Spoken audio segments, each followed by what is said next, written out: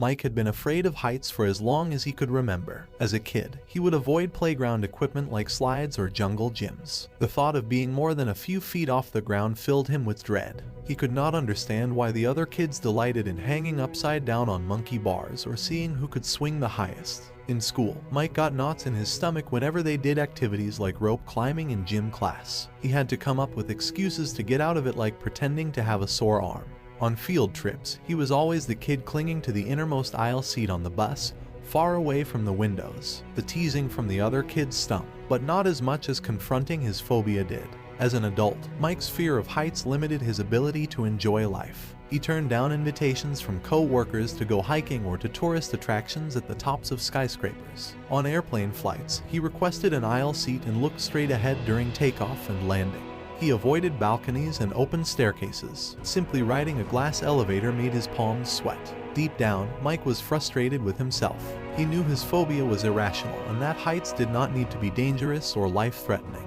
He observed other people having fun skiing down mountains, paragliding, and going on thrill rides at amusement parks. He wanted to be able to have those exhilarating experiences too. So Mike decided to conquer his fear in gradual, manageable steps. He started by going to an indoor rock climbing gym.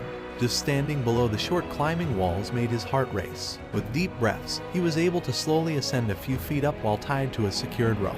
Over several sessions, he built up his stamina until he could climb to near the top of the 20-feet walls. After a couple months, Mike signed up for an outdoor rock climbing weekend trip with a group.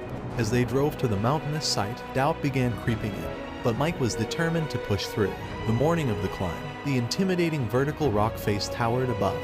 But drawing on his indoor climbing experience, Mike put one hand over the other till he shakily made it to the summit. The view was breathtaking in more ways than one.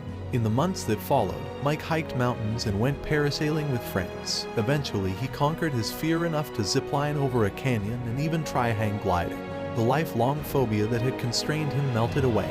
Mike realized the only limits were those within his own mind, and he had finally overcome them. And that's Mike's incredible journey of overcoming his fear of heights through determination and incremental progress. I hope his story inspired you and gave you the motivation to face your own fears. Don't let self-doubt hold you back from achieving your goals and dreams. If you liked this video, please subscribe to Moving Voices for more motivational stories. Also, let me know in the comments about your own fear-conquering stories or suggestions for future videos. Thank you so much for watching, and remember, you are braver than you believe. I'll see you in the next video.